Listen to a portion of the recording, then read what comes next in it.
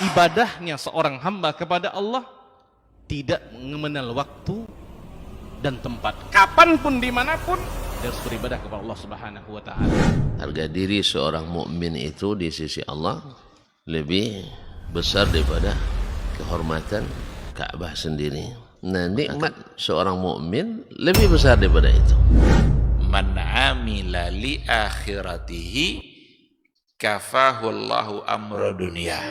Barang siapa yang beramal untuk akhiratnya, Allah akan cukupkan baginya urusan dunianya. Berjuang dengan harta untuk membela agama Allah Subhanahu wa Ta'ala, hendaklah menjadi penopang terhadap dakwah ini, bukan sebaliknya yang menghalangi dakwah ini, tapi jadilah keluarga muslim yang menopang dakwah Islam. Kenikmatan dunia ini lebih remeh dari sekedar sayap seekor nyamuk. Tidak patut bagi seorang yang beriman bersedih ketika tidak mendapatkan kenikmatan dunia. Nabi SAW katakan, la tahkiranna 'anil ma'rufi syai'a walau an talqa akhaka biwajhin taliq. Jangan kamu pandang remeh suatu kebaikan walaupun sedikit. Apa sedikitnya? An talqa akhaka biwajhin taliq, muka senyum kepada saudaramu.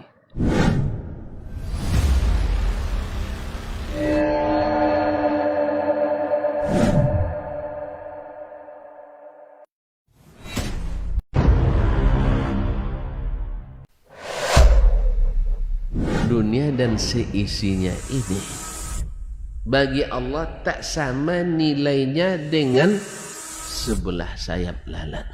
Barang siapa yang beramal untuk akhiratnya, Allah akan cukupkan baginya urusan dunianya. Sayati zamanun 'alan nasi as-sabiru fihim qalqabit al-jamarah.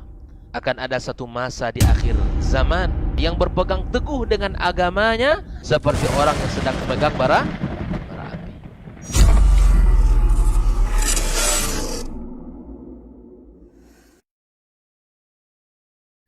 Majtama'a qaumun fi baitin min buyutillah yatluna kitaballah wa yatadarasunahu fima bainahum illa nazalat alaihimus sakinah wa ghasyiyatuhumur rahmah wa haffat bihimul malaikah wa dzakarahumullahu fiman indah. Tidaklah suatu kaum duduk di salah satu rumah Allah membaca ayat-ayat Allah dan sama-sama mempelajarinya kecuali turun kepada mereka as-sakinah, ketentraman dan kenyamanan, wa ghasyiyatuhumur rahmah, dan mereka diliputi pula oleh rahmat, kasih sayang dari Allah Subhanahu wa taala, wa haffat bihimul malaikah, dan mereka pun dikelilingi oleh para malaikat karena malaikat suka majlis-majlis zikir dan ilmu. Wa dzakarahumullahu fiman indah, dan Allah akan banggakan sebut-sebut mereka di kalangan malaikat-malaikat yang ada di sisinya, di masyarakat atas. Mudah-mudahan kita termasuk yang sering disebut-sebut di sisi Allah di kalangan para malaikat, dan di akhir majelis ini mudah-mudahan kita pula mendapatkan seperti yang tersebut dalam hadis qudsi, qumu maghfuran lakum, silahkan berangkat meninggalkan majelis ini dalam keadaan diampuni dosa-dosa kalian. Assalamualaikum warahmatullahi wabarakatuh. Innal hamdalillah nahmaduhu wa nasta'inuhu wa nastaghfiruh wa na'udzu billahi min shururi anfusina wa min sayyiati a'malina.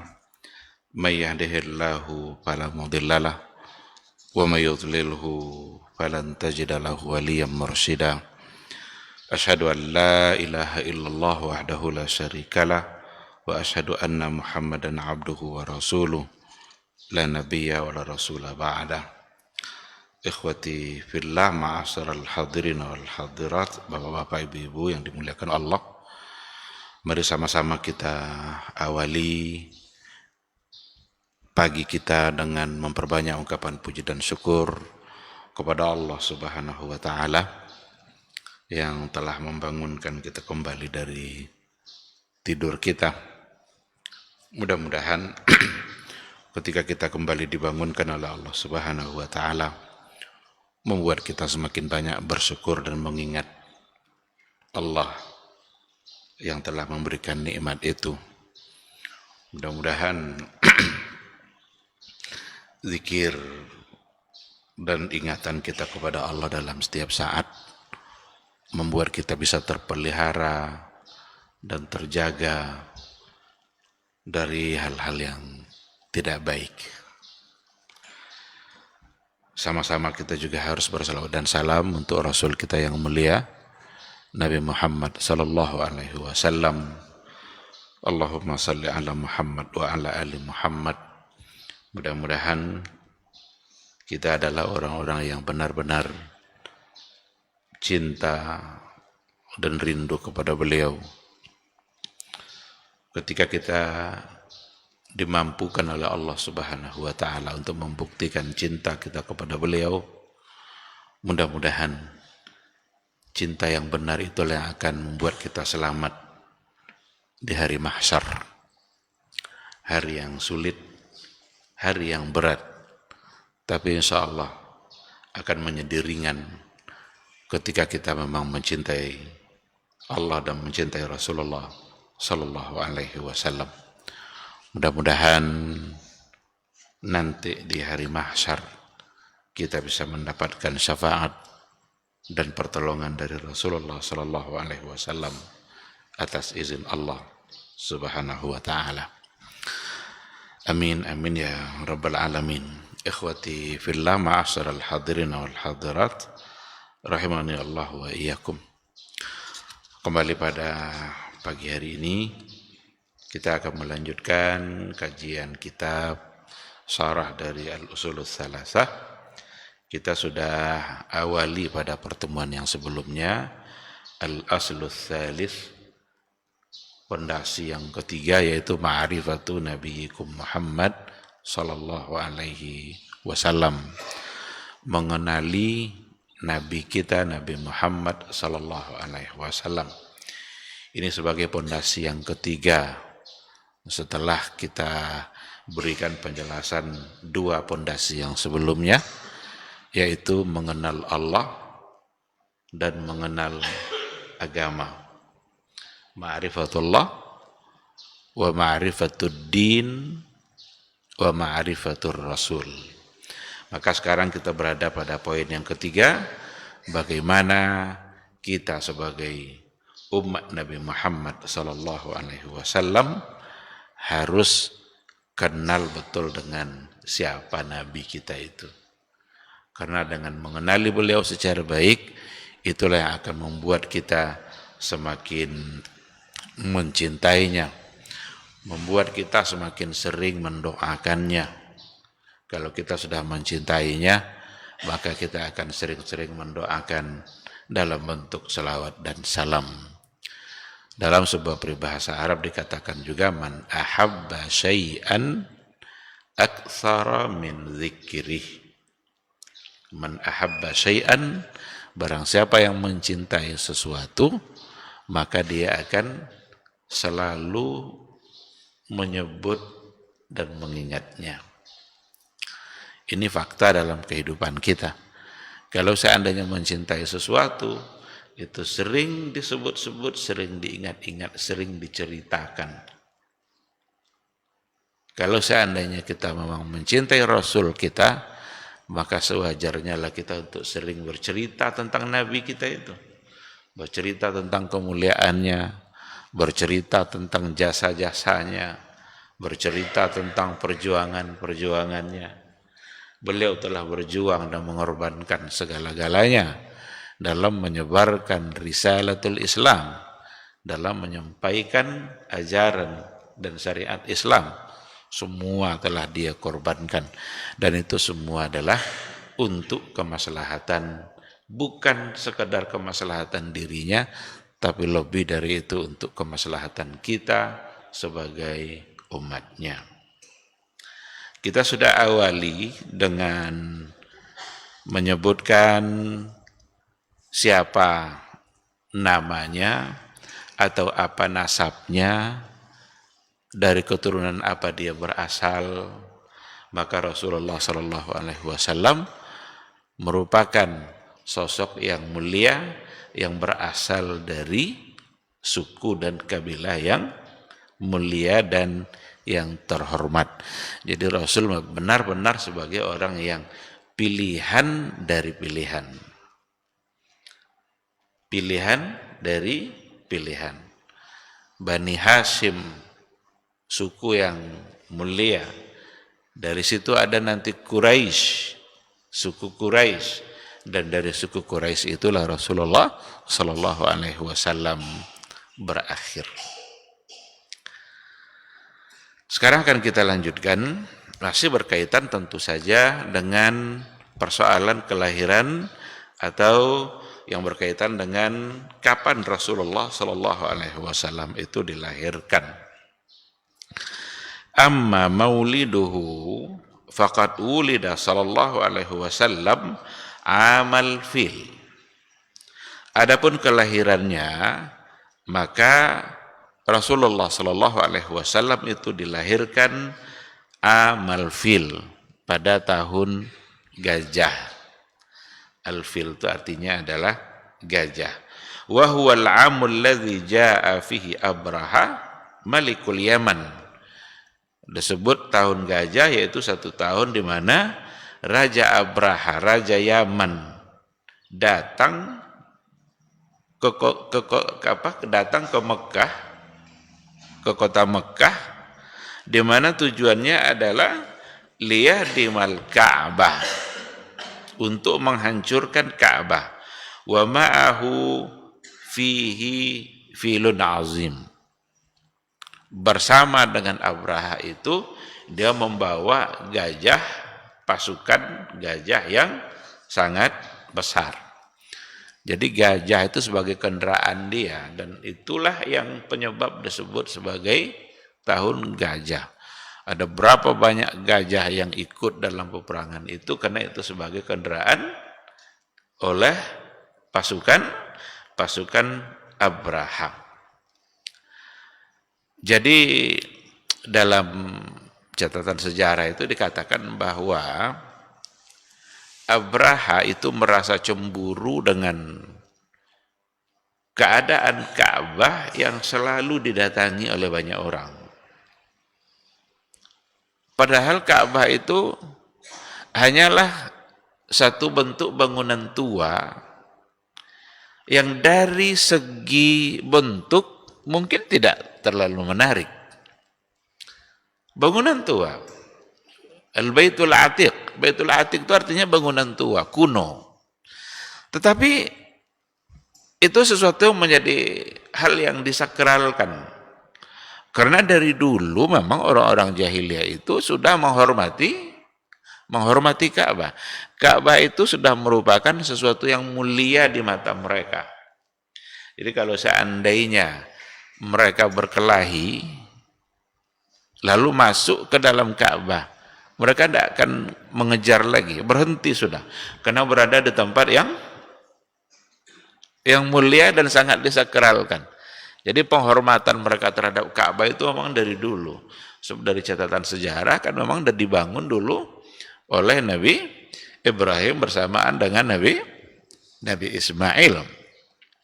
Dan orang-orang yang tinggal di sekitar itu adalah orang-orang yang memang dulu Nabi Ismail yang memulai untuk tinggal di situ.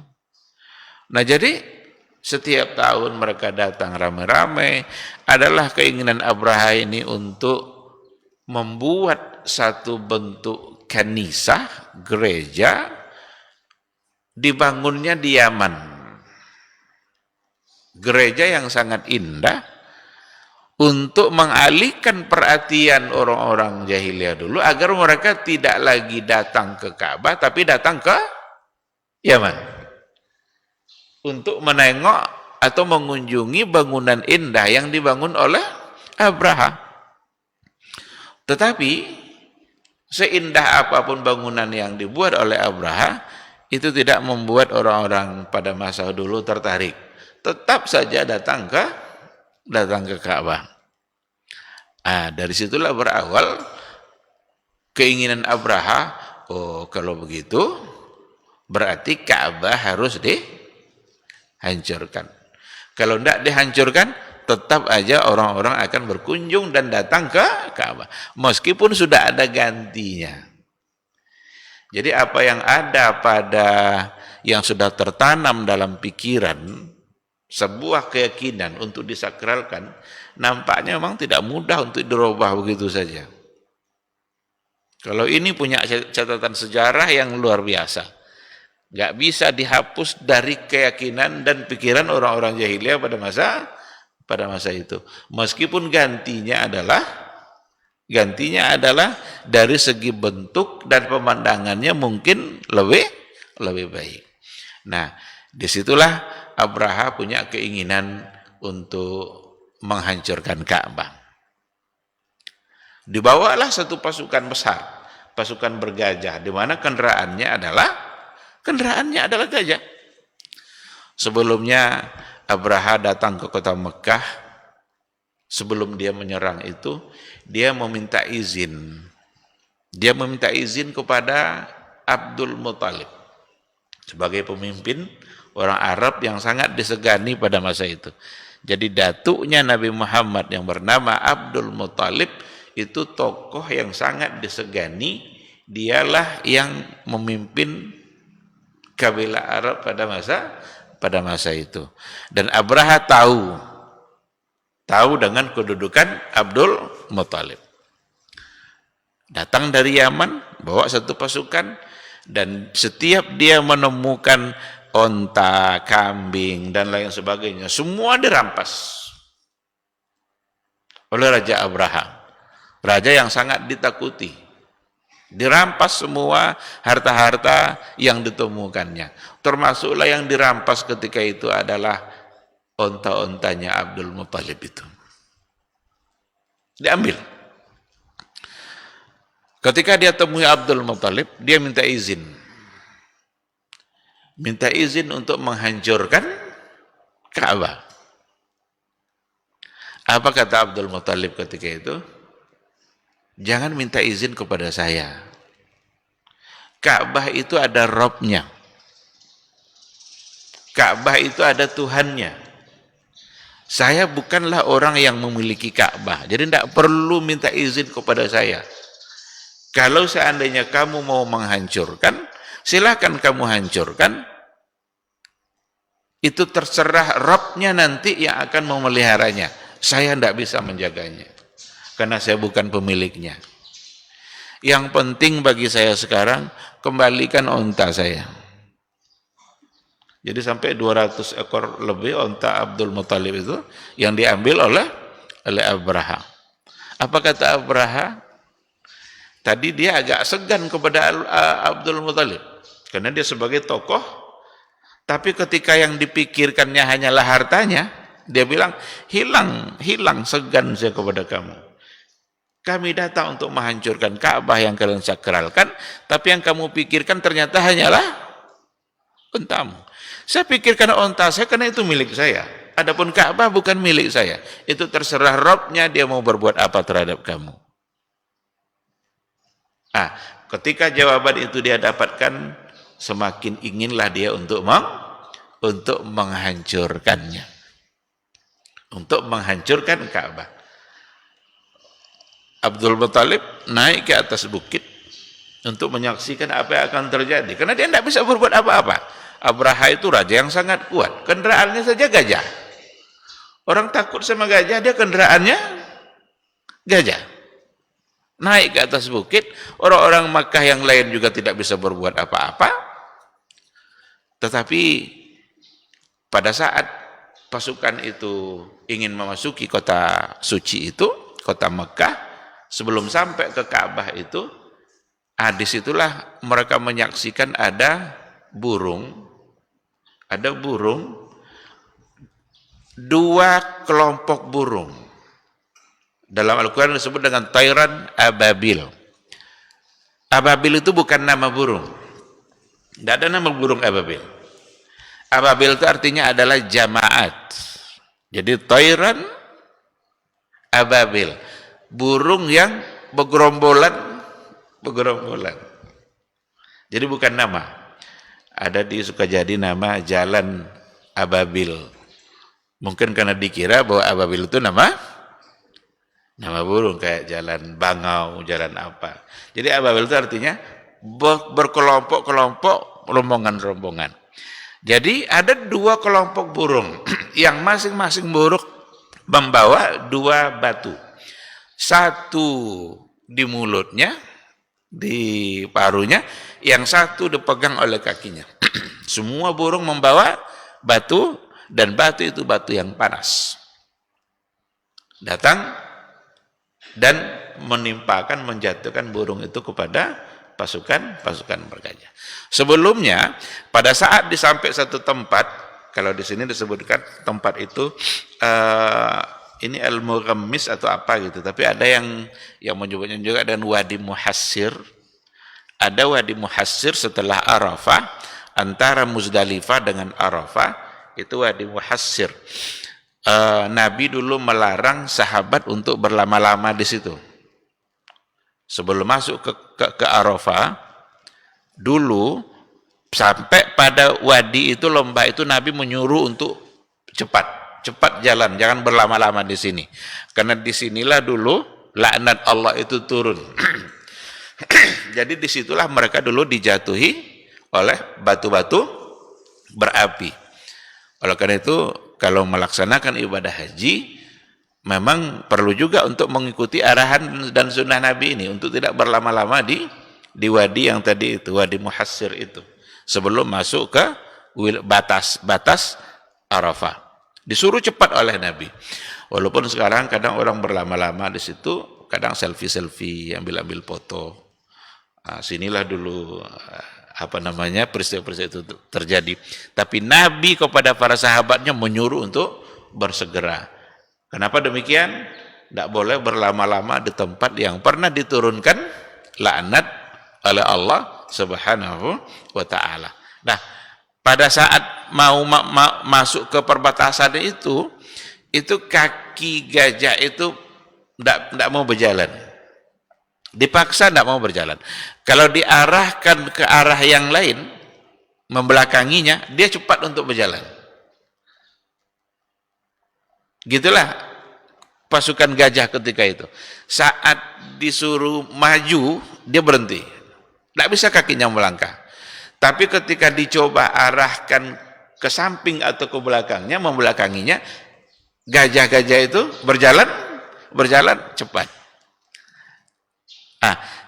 Saat dia bisa berjalan untuk arah yang berbeda, dicoba lagi arah ke Ka'bah. Tetap saja gajah tidak bisa melangkahkan kakinya, atau tidak mau melangkahkan kakinya. Karena Robnya Ka'bah yang sudah mulai mengatur. Dan benarlah kata Abdul Muthalib tadi, Ka'bah itu bukan punya saya tidak bisa menjaganya. Kamu mau berbuat apa, kamu silahkan, jangan minta izin kepada saya, minta izin saja sama Tuhannya. Terserah Tuhannya mau berbuat apa. Ternyata itulah yang terjadi. Pada saat kaki-kaki gajah itu tidak bisa lagi melangkah, tidak lagi bisa bergerak maju ke depan, saat itulah yang Tayran Ababil itu, burung yang berombongan-berombongan tadi datang dengan membawa batu-batu berapi, satu di mulutnya dan satu lagi di kakinya, menimpa gajah-gajah itu, dan api itu memakan gajah-gajah itu layaknya dedaunan yang dibakar, yang dimakan oleh ulat. Kalau ada daun bulat dimakan oleh ulat, kan jadi tidak lagi. Begitulah dahsyatnya kekuatan api yang dibawa oleh burung. Dan api itu tidak merusak sedikit pun kaki-kaki burung itu. Karena masyarakat jahiliyah juga tidak tahu ketika itu burung dari mana. Berarti itu adalah bala tentara Allah yang memang yang menyuruhnya adalah Allah Subhanahu wa ta'ala sebagai pemilik Ka'bah yang sengaja memang disuruh untuk menjaga Ka'bah. Maka Rabbul Ka'bah, pada saat kita sholat menghadap ke arah Ka'bah, kita tidak sedang menyembah Ka'bah, tapi kita sedang menyembah Rabbul Ka'bah. Robnya Ka'bah. Karena dulu orang-orang jahiliyah menuduh, kalian sama aja dengan kami katanya. Kalian menyembah batu, rumah tua, kami menyembah patung. dikiranya oleh orang-orang jahiliyah itu ketika diperintahkan sholat menghadap Ka'bah itu mereka menyembah Ka'bah. Tetapi Rabbul Ka'bah yang kita sembah sesungguhnya adalah Rabbul Ka'bah.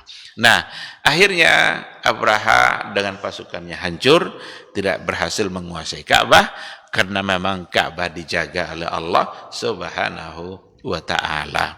Dan mereka mengalami kekalahan yang luar biasa, hancur mereka, tidak lagi tidak ada lagi gangguan untuk Ka'bah setelah itu.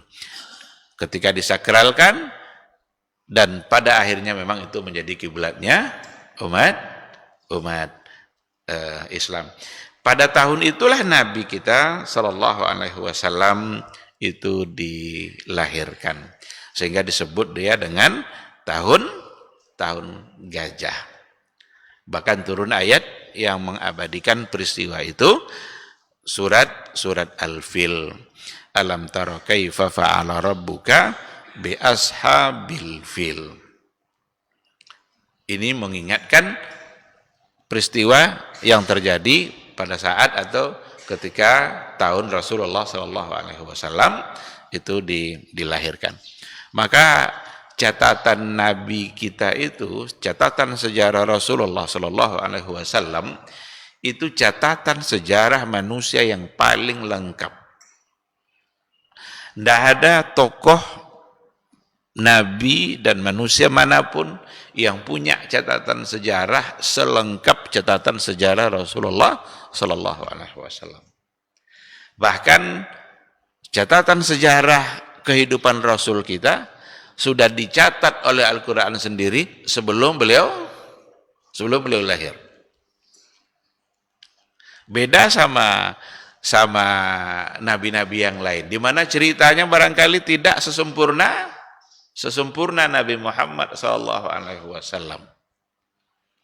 Kalau umpama kita ditanya tentang kisah Nabi Zakaria umpamanya, gimana cerita Nabi Zakaria? Atau ditanya umpamanya tentang kisah nabi-nabi yang lain, Nabi Hud dan nabi yang lain, gimana cerita kehidupan dia? Ada catatan sejarahnya, tapi yang paling lengkap adalah Nabi Muhammad Sallallahu Alaihi Wasallam. Bahkan catatan sejarahnya sudah disebutkan sebelum dia lahir. Surat Al-Fil itu surat yang menceritakan satu peristiwa, dan Nabi Muhammad Sallallahu Alaihi Wasallam ketika itu belum dilahirkan, tapi di tahun itulah beliau dilahirkan. Dalam catatan sejarah itu juga dikatakan bahwa pada malam lahirnya Rasulullah Sallallahu Alaihi Wasallam itu dikatakan bahwa patung-patung jahiliyah itu bergoncang. Patung-patung jahiliyah itu bergoncang pada saat atau di malam kelahirannya Rasulullah Sallallahu Alaihi Wasallam.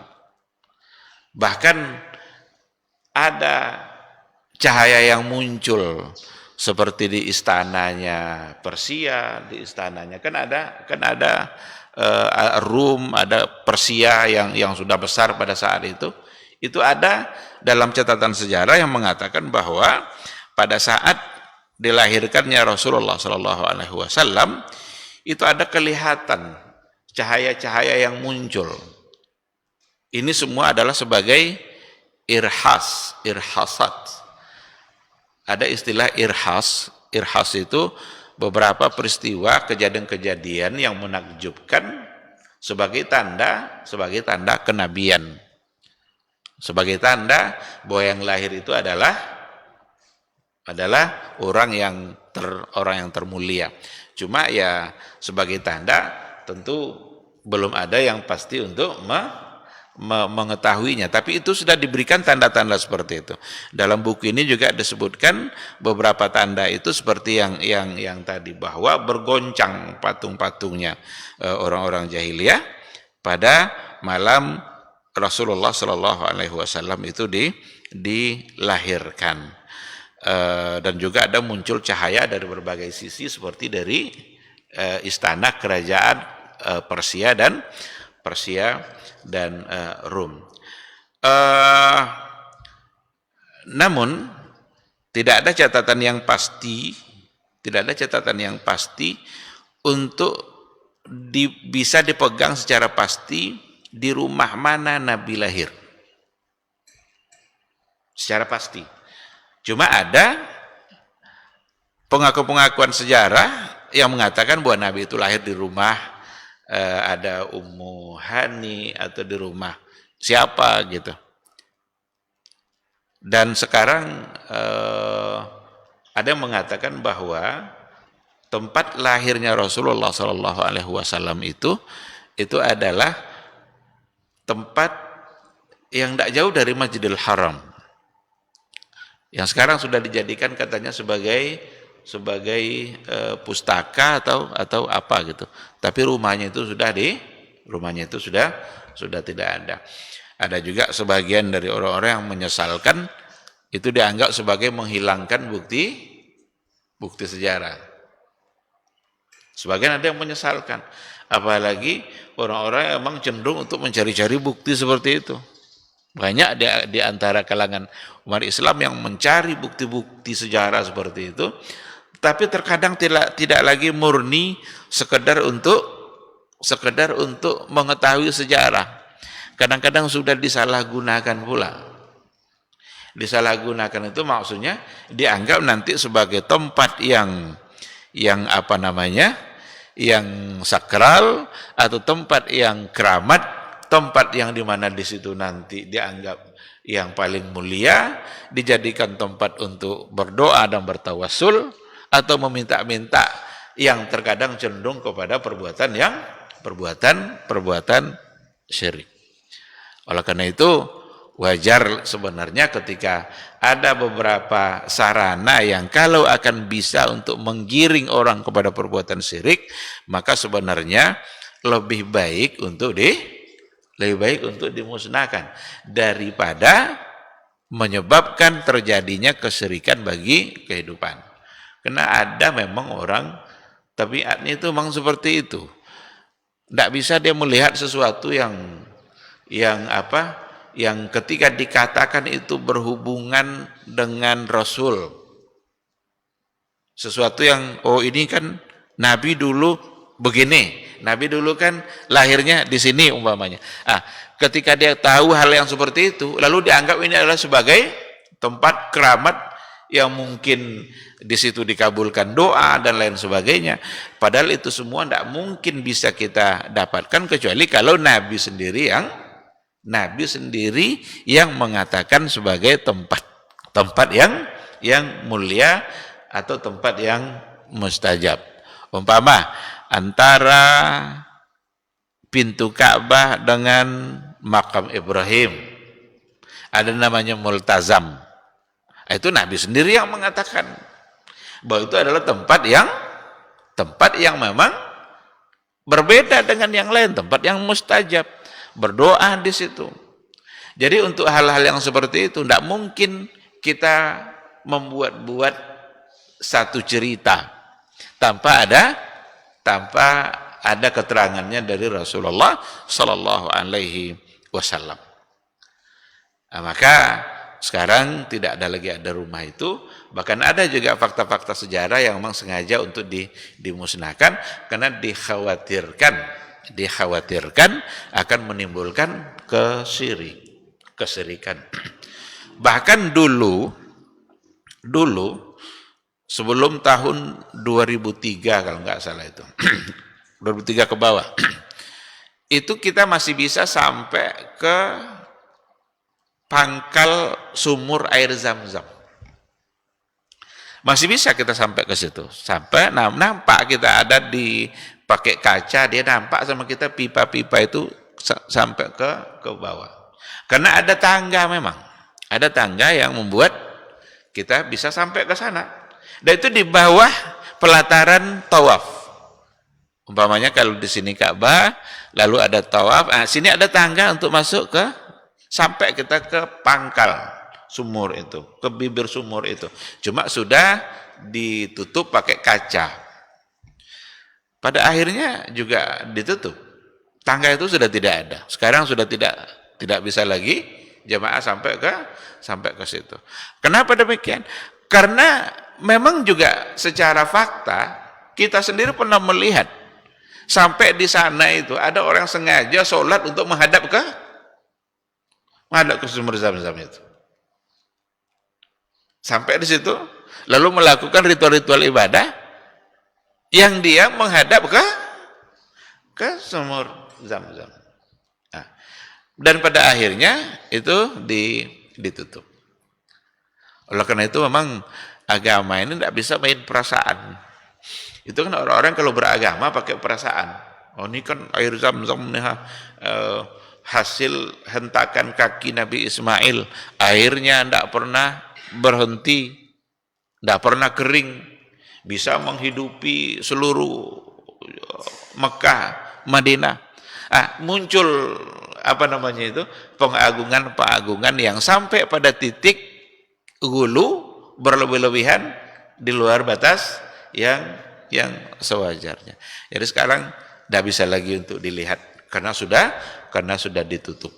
Selain memang kebutuhan ditutup itu bukan hanya untuk itu, untuk memperluas tempat tawaf juga, sehingga tidak ada lagi batasan-batasan yang menghalangi manusia atau umat Islam dalam tawaf. Tapi kalau dulu situlah batasnya, dan di tangga itu bisa sampai kita menengok air sumur Zam-Zam. Nah, baik, ikhwati fillah, ma'asyiral hadirin wal hadirat rahimani Allahu wa iyyakum. Jadi itu sekilas gambaran ya. Maka dikatakan di sini juga bahwa sesungguhnya fi lailati wiladatihi, pada malam lahirnya Nabi Muhammad sallallahu alaihi wasallam, irtajjat al-asnam wartajja iwanu Kisra. Irtajjat al-asnam itu bergoncang itu patung-patung itu, asnam, sesembahan yang biasa disembah oleh orang-orang jahiliyah. Dan juga irtajja iwan Kisra, itu bergoncang juga istana raja yang ada pada masa itu juga ikut bergoncang, dan itu pada malam lahirnya Nabi Muhammad sallallahu alaihi wasallam. Tentu saja itu hanya akan menjadi tanda tanya. Ini ada apa ini? Kok begini? Ternyata ada seseorang yang mulia yang dilahirkan.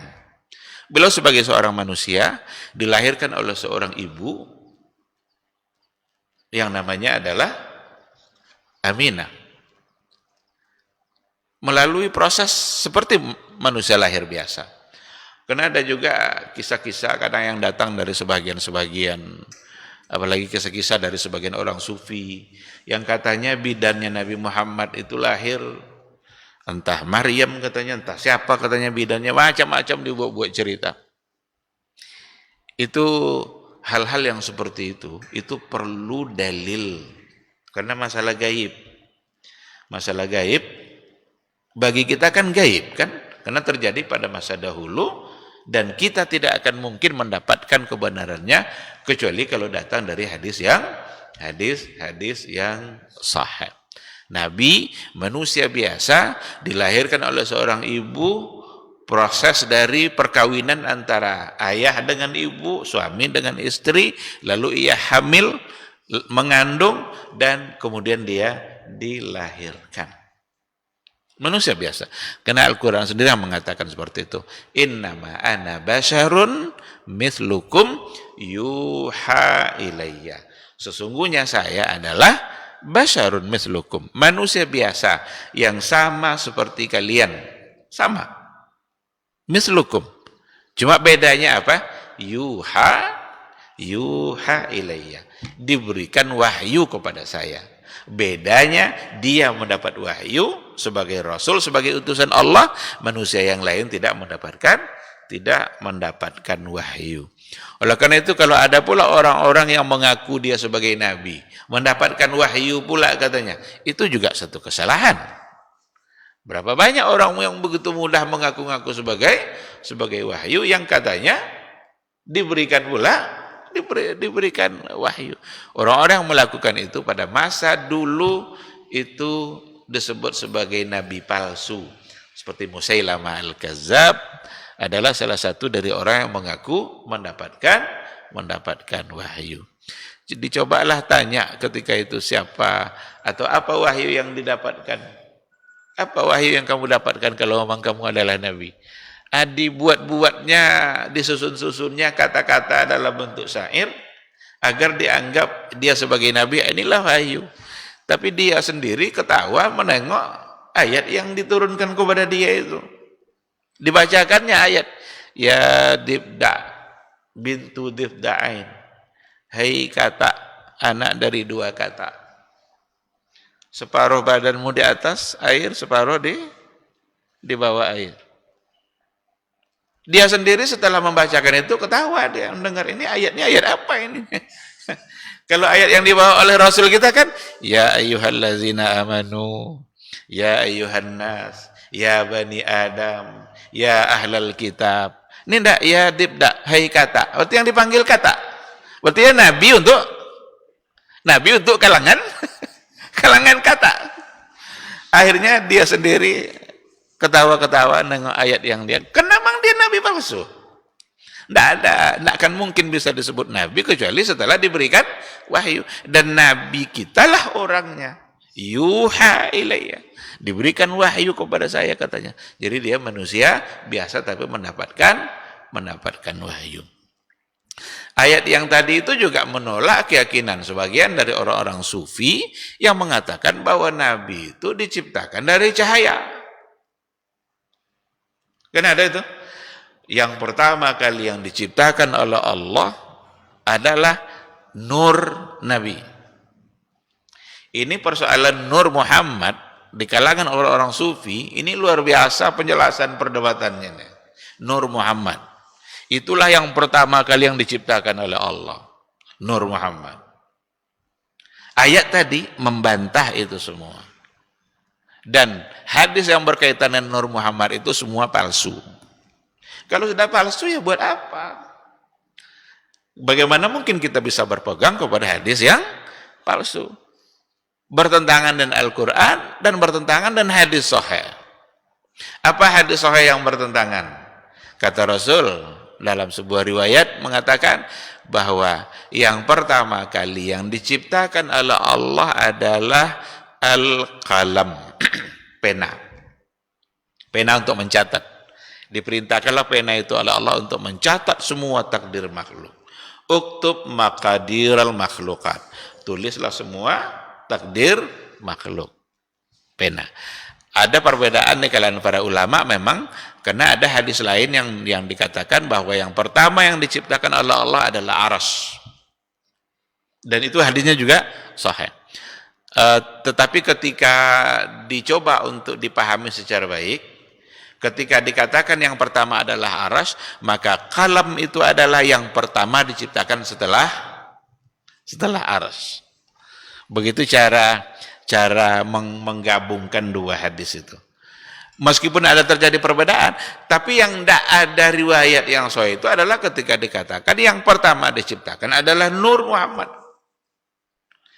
Jadi Allah ambil Nur Nabi Muhammad itu seberkas nur dia, nur Allah. Dan dari situlah Nabi Muhammad diciptakan. Dan dari Nur Muhammad sallallahu alaihi wasallam ini ada pula tetesan-tetesan cahaya yang lain. Lahirlah nabi-nabi yang lain.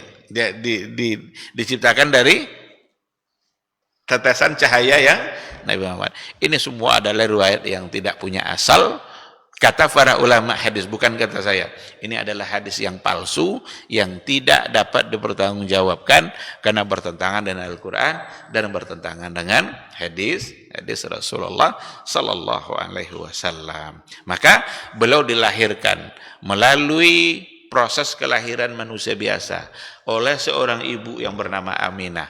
Ketika Aminah nikah dengan ayahnya bernama Abdullah, seperti pernikahan dan apa namanya, melakukan proses rumah tangga seperti manusia yang lain. Dan nampaknya memang Abdullah ayahnya dilahirkan memang hanya sebagai wasilah untuk melahirkan satu orang yang namanya Muhammad sallallahu alaihi wasallam, karena belum dia dilahirkan ayahnya pun sudah meninggal. Ayahnya pun sudah meninggal.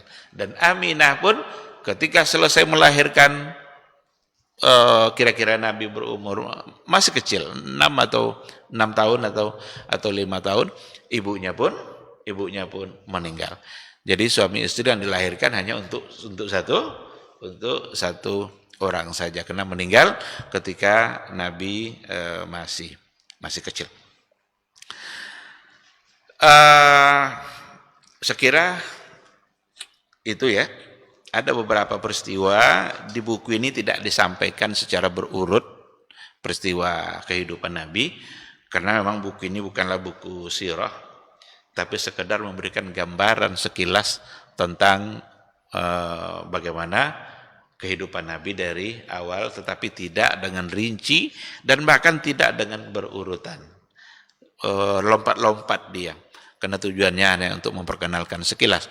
Kalau ingin tahu kita dengan kehidupan Nabi dengan lebih detail, tentu kita akan ambil dari buku sirah, buku yang memang berbicara fokus tentang pribadi Nabi kita Muhammad sallallahu alaihi wasallam. Beberapa hal yang terjadi di saat dia masih kecil, dan itu juga sebagai irhasat. Irhasat itu peristiwa yang menakjubkan sebagai tanda kenabian sebelum diangkat menjadi nabi. Seperti apa itu? Seperti beliau dibelah dadanya. Dibelah dadanya. Pada saat dia tinggal bersama Halimah As-Sa'diyah yang menyusuinya, ibu susuannya adalah Halimah. Ketika dia bermain-main bersama anaknya Halimah, Halimah punya anak yang seumuran dengan Nabi Muhammad sallallahu alaihi wasallam. Saat dia main-main di kebun di belakang rumahnya, tiba-tiba anaknya menjerit, "Muhammad kutil, Muhammad kutil." Muhammad dibunuh katanya. Karena dia menyaksikan ada orang yang datang yang memegang Nabi Muhammad itu dan membelah dada. Kalau membelah dada tentu kan seolah-olah menyembelihnya kan. Maka dia menjerit, "Muhammad kutil, Muhammad kutil." Dikejarnya ibunya. Nah, ada sesuatu yang terjadi pada Nabi Muhammad sallallahu alaihi wasallam. Ternyata itu adalah peristiwa syaqqus sadr. Maka syaqqus sadr Nabi itu terjadi 2 kali dalam sejarah kehidupannya. Pertama di waktu kecil, pada masa dia bersama Halimah. Yang kedua sebelum peristiwa Isra dan Mi'raj. Nah, ketika mendapatkan berita itu dari anaknya, muncul kekhawatiran dari seorang Halimah. Takut dia, ini ada apa ini? Kok bisa begini? Dan akhirnya karena dia juga sudah berumur, tidak lagi umur menyusui ketika itu, tapi sudah kira-kira 3 atau 4 tahun, maka diantarkanlah Nabi Muhammad itu ke orang tuanya kembali oleh Halimah. Ada kekhawatiran dia dengan apa yang dia dengar tadi, ketika anaknya menjerit-jerit, Muhammad dibunuh, ternyata ditengok, enggak. Karena yang datang itu adalah Jibril, yang atas perintah Allah tentu saja. Cuma kekhawatiran itu membuat Halimah merasa tidak nyaman, khawatir terjadi apa-apa pada seorang yang namanya Muhammad. Akhirnya diantarkan kembali ke kota Mekah, diserahkan kembali kepada orang tuanya. Itu diantara irhasat atau peristiwa yang terjadi pada Nabi yang menakjubkan, yang tidak masuk kepada logika kita. Tidak bisa di logika-logikakan. Dokter kini kalau tidak pakai bius, tidak bisa. Ini dibelah dadanya, tidak ada bius-bius kan. Dan kembali perutnya seperti biasa. Itu semua adalah kehendak Allah atas keinginan Allah yang tentu saja bisa terjadi sesuai dengan yang diinginkan oleh Allah Subhanahu wa taala. Ada peristiwa lain seperti dia berdagang, dia gembala kambing. Itu semua menjadi catatan bagi kehidupan Nabi kita yang mulia sebagai cara untuk menempa pribadi beliau, karena dia akan memegang sebuah amanah yang tidak ringan sehingga ditempa baik fisik maupun jiwa. Untuk kemudian nanti dia diangkat menjadi Rasul pada umur 40 tahun. Sangat amanah. Sangat amanah, maka disebut dengan Al-Amin. Bahkan beberapa peristiwa besar yang terjadi pada masa jahiliyah diminta Nabi yang menyelesaikan, padahal dia belum menjadi Rasul. Seperti tahkim jatuhnya Hajar Aswad dari tempatnya oleh banjir. Ada keyakinan mereka, masing-masing kabilah meyakini mereka lah yang paling pantas untuk memindahkan kembali Hajar Aswad itu ke tempat semula. Karena mereka merasa mulia semua. Perasaan itu yang membuat mereka menganggap saya yang paling ini, kabilah kami yang paling ini. Tapi akhirnya hakimnya adalah Nabi Muhammad sallallahu alaihi wasallam, dan dengan cara yang diakui oleh semua orang. Diminta untuk membentangkan rida, apa namanya itu, surban, bentang. Nabi sendiri yang memasukkan. Diminta pegang masing-masing ini, orang-orang menganggap mulia tadi masing-masing pegang ujungnya. Nabi pula yang, siapa yang mulia sebenarnya sekarang ini? Orang tua atau Nabi? Nabi, karena Nabi yang memegang langsung. Orang tua cuma pegang-pegang ujung kain aja. Pegang ujung kain, tapi Nabi sendiri ya. Tapi mereka mengakui itulah keadilan. Benar-benar adil yang namanya Muhammad ini. Diakui. Cuma ketika sudah datang membawa sebuah ajaran, langsung menjadi pembohong. Langsung berubah menjadi pembohong. Padahal sebelumnya diakui semua sebagai orang yang jujur. Bahkan ketika peristiwa Safa itu, menurut kalian percaya enggak, kata Nabi, kalau seandainya saya katakan di balik bukit itu ada pasukan berkuda yang ingin menyerang kalian, percaya enggak kalian? Oh, percaya, sangat yakin, karena kami tak pernah menemukan kamu berbohong meskipun satu kali.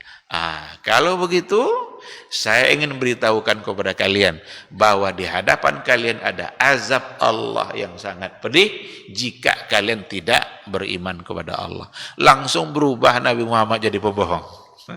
Padahal tadi dianggap orang yang paling amanah, paling jujur, tidak pernah berbohong. Tapi ketika dicoba untuk merubah keyakinan jahiliyahnya, keyakinan lamanya, statusnya tidak lagi sebagai Al-Amin, tetapi sebagai pembohong. Bahkan dituduh sebagai tukang sihir, bahkan dituduh juga sebagai orang yang majnun.